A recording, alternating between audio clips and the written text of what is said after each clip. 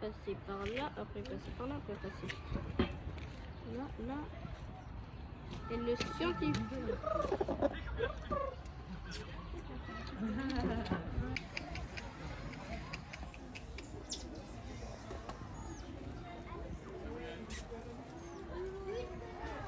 Pourquoi il s'échappe là-bas?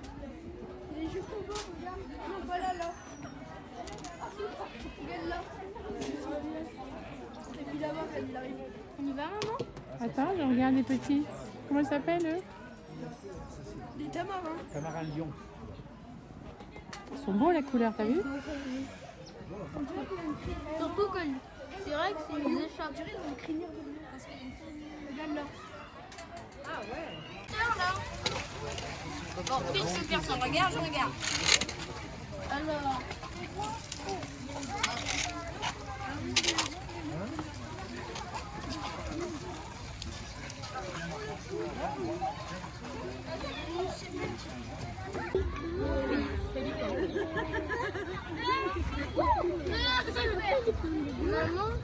Oui? On a le bec à l'intérieur. Regarde comme ils sont jolis, leurs becs, avec les couleurs. T'as vu? Ils ont toutes les couleurs, c'est joli. Hein? Oh non, ils se bagarrent. En fait, c'est pas des flamants, c'est des pélicans.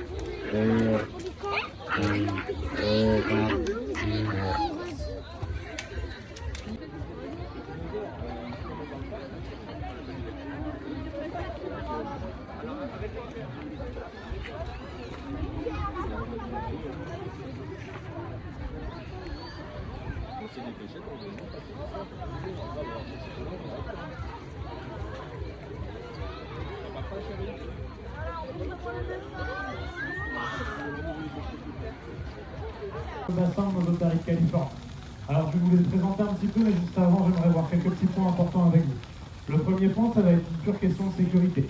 Je vais travailler avec des otaries qui sont encore relativement jeunes pour la plupart. Elles peuvent être facilement impressionnées. Donc vraiment, pour éviter un accident tout bête de morsure, je vous demandais juste de bien rester assis à vos places jusqu'à la fin de la démonstration. Si l'otarie fait quelque chose qui vous plaît ou quoi que ce soit, vous pouvez l'applaudir, c'est pas un problème. Je vais vous poser aussi quelques questions, vous n'hésitez pas à crier la réponse. Je vais être assez loin, il y a du bruit un peu partout, je ne vais pas bien vous entendre. Mais c'est vraiment au niveau des déplacements et des allées et venues que je vous demande de rester, s'il vous plaît, discret. C'est ça qui risquerait de les impressionner. L'autre point important, du coup, ne vous attendez pas à avoir un spectacle au sens littéral du terme. Je vais plutôt demander à mes otaries de reproduire leur comportement naturel, les comportements qu'une otarie pourrait avoir en milieu sauvage. Et c'est avec ces comportements-là que je vais vous illustrer un petit peu ses capacités physiques, ses capacités cognitives, et aussi vous parler plus en général de l'espèce. Donc en théorie, quand vous sortirez d'ici, vous serez un peu calé niveau otarie. Donc je vais aller sortir la première otarie, je vais venir devant vous sur le concours, vous la présenter, et on va pouvoir commencer. Alors je vous présente Joy. Joy, c'est une de nos femelles, elle a 5 ans. Et avec elle, on va parler un petit peu de classification, pour savoir un peu c'est quoi une otarie en fait, dans quel groupe ça se range. Alors à votre avis, une otarie, qu'est-ce que c'est? Un poisson ou un mammifère? Oh, j'ai entendu la brouhaha, mais il y a des bonnes réponses dans le tas. Un mammifère. Alors pour faire partie des mammifères, il faut répondre à plusieurs caractéristiques. La première caractéristique, ça va être la présence de poils. C'est peut-être pas évident comme ça, mais l'otarie est bien recouverte de poils blonds. Je vais venir gratter un petit peu les poils de Joy pour vous montrer et je vous explique après.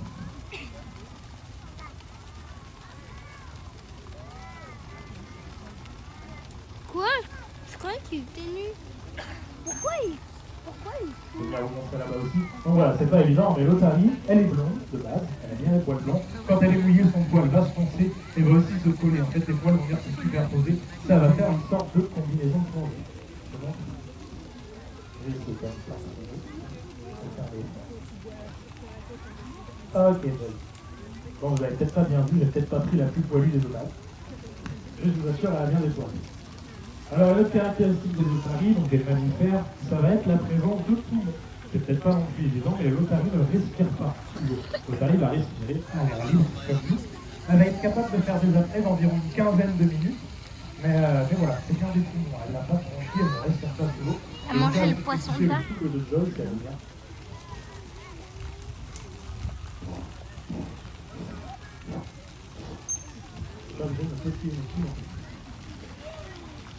Alors elle a toutes les autres caractéristiques des mammifères, elle a bien 4 pattes, effectivement on peut confondre, mais à l'arrière, ce n'est pas la queue de l'otarie, c'est bien 2 petites pattes arrière. Alors là, il y a les pattes du caplan qui recrache son poisson, c'est normal, elle fait le tri. Elle est comme ça. Par contre, t'es pas obligé de jouer avec son plus. Donc voilà, l'otarie, c'est bien un mammifère. Donc un mammifère marin à ne pas confondre, je l'ai entendu quelque part par là, avec son cousin le phoque, qui est un autre mammifère marin qu'on peut retrouver en baie de Somme. Est-ce qu'à 3 comme ça, vous sauriez me donner une différence entre les deux? Levez pas la main, on n'est pas à l'école. Hein. Le phoque, il a des oreilles. L'otarie a des oreilles. Il a des oreilles, ouais. Une première bonne réponse. Donc, un petit moyen de démotechnique pour savoir si l'animal que vous avez vendu, c'est un phoque ou c'est une otarie. Regardez bien de chaque côté otarie, de la oreille. tête. Oh, oh. Elle a bien 2 petits pavillons externes, pardon. Ce oiseau, il fait du parc. Ouais, écoute ce qu'il dit, monsieur. Otarie, oreille. Oh, Elle a oh. bien 2 petites oreilles de chaque côté de la tête, je vais vous montrer là aussi. Le phoque, lui, il n'a pas 2 oreilles. Hein. Le phoque, il a juste 2 trous de chaque côté de la tête qui vont lui servir à entendre. Je ne vais pas forcer avec le héron de Joy à un petit peu peur. Je vous ai dit, hein, c'est des animaux facilement impressionnables, mais vous voyez bien de chaque côté de la tête, elle a bien 2 oreilles. Donc, petit moyen mnémotechnique pour s'en rappeler. C'est quoi ce sifflet? Pour la faire, c'est des codes, en fait, selon ce qu'elle doit faire. Alors, Comme le training tout à l'heure, Nolan, comme le training. Au niveau justement de la taille des pattes avant. Vous avez vu comment Joy marche à côté de moi? Elle a 2 grandes pattes avant sur lesquelles elle peut s'appuyer. Elle va pouvoir marcher, elle va pouvoir courir, elle va pouvoir sauter. Le phoque, il n'a pas 2 grandes pattes avant comme ça. Le phoque, il a juste 2 petites pattes de chaque côté du corps. Je ne sais pas si vous avez déjà vu des vidéos de phoques qui se déplacent. C'est un petit peu ridicule. Joy, elle va vous montrer ça et c'est très bien limité le phoque. Il ne réveillez pas. Voilà.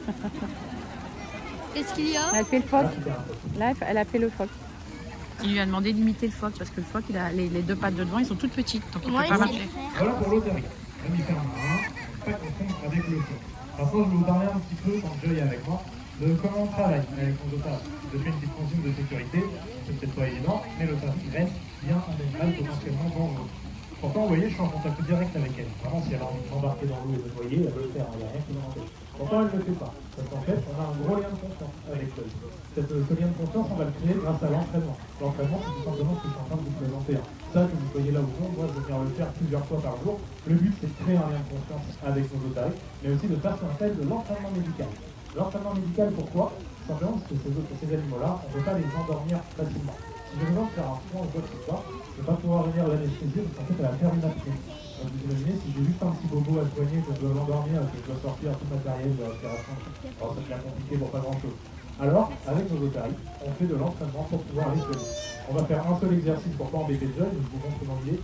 Imaginons que Joy se faisait grand-mère, c'est pas le cas encore, mais on a l'amie Flora qui est derrière, elle est concernée. Imaginons que Joy soit une grand-mère, et là avec le temps, les otaries elles développent des problèmes au niveau des yeux. Imaginez que ce marqueur c'est des gouttes dans les yeux, par exemple, vous savez peut-être parler, c'est pas bien. Et bien comment je fais pour mettre des gouttes dans les yeux d'une otarie? Et bien je fais comme ça.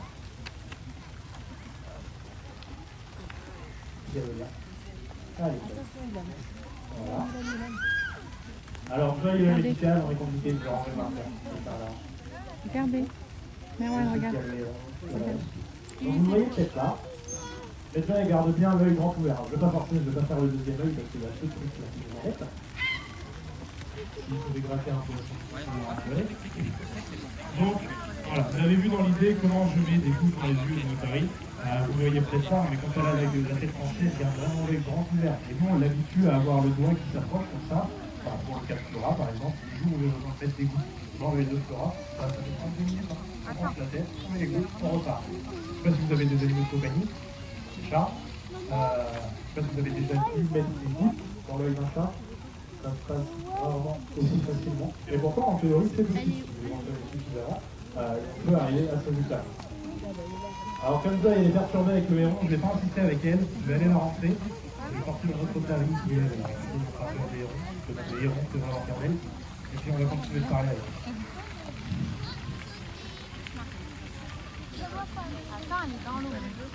C'est ça, un héron? Oui. Je crois que les enfants étaient très bien.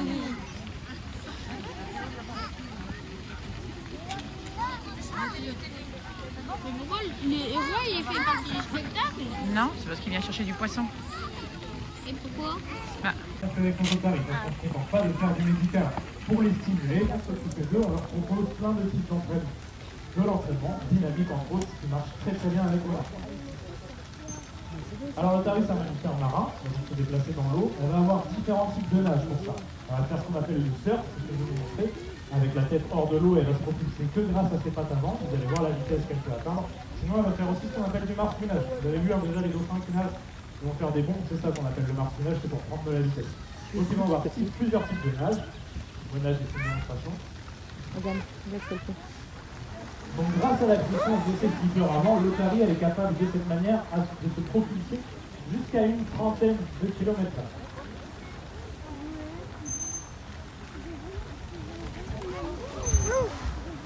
Donc elle va pouvoir descendre aussi jusqu'à 300 mètres de profondeur pour chasser son poisson. Et elle va être capable, comme je vous disais tout à l'heure, de faire des apnées d'une quinzaine de minutes. Apnée, c'est quand elle ne pas. Tu sais ça? Donc l'Otari c'est un prédateur, c'est un animal piscivore, mais donc elle mange du poisson, comme vous voyez tout à l'heure. Mais par contre elle ne va pas manger n'importe quel poisson. Ça, le poisson qui est bleu qu'elle ne va pas manger. Elle ne va pas manger n'importe quel poisson, parce que dans la nature, tous les poissons ne sont pas forcément comestibles. Et en plus de ça, l'Otari c'est comme nous, hein. Ils ne pas forcément tous le même poisson.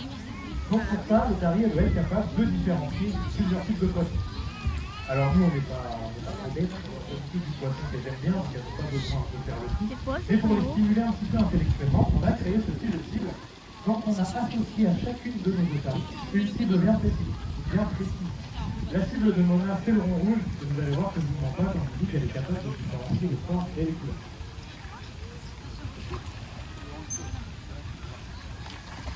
En plus, il comprend un coup de sifflet. Le rond rouge. Rouge.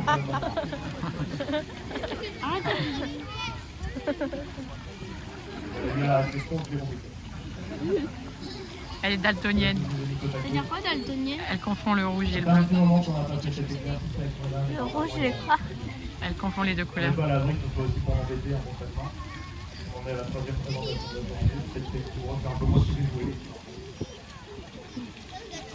Allez, on va la refaire. Et c'est un problème? Non, mais là, elle avait pas envie. Elle voulait le Et taquiner. Yann, il était à la peut-être. Mais en plus, ils comprennent d'un coup de sifflet. Regarde, la petite cavalier en rouge. Voilà. Elle l'a taquiné.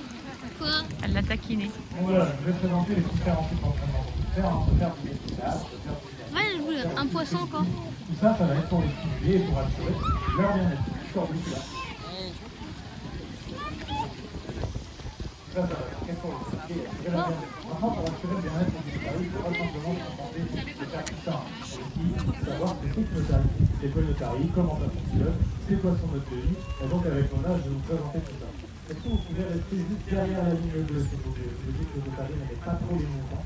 Donc, pour éviter que je vous fasse immobile. Donc l'Otari, un animal social, je vous dis. Je ne sais pas si ça vous dit maintenant. L'Otari est un animal social qui navire en groupe d'une centaine d'individus à peu près. Et donc du coup, qui dit groupe social dit forcément communication. Il faut bien être capable de se retrouver, de se reconnaître et de parler. Alors comment l'Otari fait pour communiquer? Fais un beau truc. Est-ce que vous applaudissez vos enfants quand vous les Non. Il nous dit quoi? Est-ce que vous applaudissez vos enfants quand ils font des bêtises parce qu'elle a été sautée sur le ballon? Ça se relié là. Petit garçon, mais moi, il arrête pas de faire. Alors comment que l'Otari sans communiquer, vous disiez, elle a fait comme ça. Mais ouais, d'accord.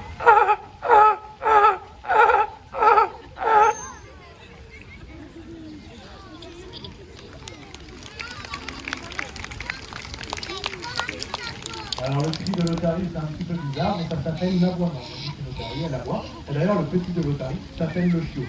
Une petite précision, chaque Otari a sa voix bien à elle. Un petit soigneur, si on est de l'autre côté du parc et qu'on les entend brailler, on est capable de vous dire c'est laquelle Otari. Nolan. Ça c'est important cette occasion. Mais Nolan, il est très petit, ça suffit. Donc on dit que l'Otari Recule aboie, alors, le petit s'appelle le recule. Comme chiot. ça, il t'embête Et pas. donc tous les chiots vont naître Mais à peu près à la Nolan, même période. C'est une vraie période arrête. de reproduction chez les Otaris. Il est Tous les petit, petits vont voir arrête. le jour à peu près sur la période de mai-juin. D'ailleurs, on a 5 Écoute. Otaris et concrètement, on fait des anniversaires sur 2 semaines au mois de juin. Alors, je pense que c'est pas de cadeau, mais sinon, on va voir ce qu'on peut faire. Et du coup, tous les petits vont être élevés ensemble, ils vont être au sein du groupe, ils vont grandir avec les autres et ils vont beaucoup jouer entre eux. Et le jeu, ça va surtout avoir un rôle d'apprentissage. L'apprentissage, en fait, ça va être pour échapper aux prédateurs. L'Otari, c'est un prédateur, mais c'est aussi une proie. D'ailleurs, je ne vous ai pas demandé, est-ce que vous connaissez les prédateurs de l'Otari? Les requins. Les requins. Requin, ouais, il y en a un deuxième.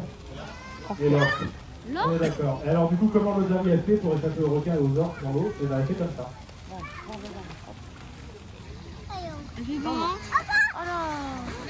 Oui. Comme ça. Hein? C'est un esquive quoi. Hein? Et elle va se faire manger un jour. Donc l'Otari n'est peut-être pas la plus rapide dans l'eau comparée au requin ou à l'orque, on est d'accord, c'est elle qui va être le plus agile au niveau sous-aérien. Donc ces sauts-là, en fait, on les fait pour vous, mais on ne fait pas simplement ça pour amuser le public, on est d'accord. C'est un comportement naturel que l'Otari va faire pour échapper à ses prédateurs. Et elle a une autre astuce pour échapper aux prédateurs, c'est le niveau de la sieste, parce que quand on a bien un boulet comme ça, on s'est bien dépensé, il faut bien aller dormir. Et à votre avis, l'Otari, ça dort où? Dans l'eau? Non? Ok, ça dort où? Sur le sable? Non plus, parce que les gens qui sont capables de s'échouer pour aller chercher les otaries sur le sable, ça va dormir tout en haut des falaises, à l'abri des prédateurs et aussi au sec. Parce que comme je le rappelle, elles ne respirent pas sous l'eau. Et alors comment l'Otari fait pour aller dormir sur les falaises? Bon, à vous d'atelier, c'est pas grave monter. Regarde, madame. Et ben elle fait comme ça.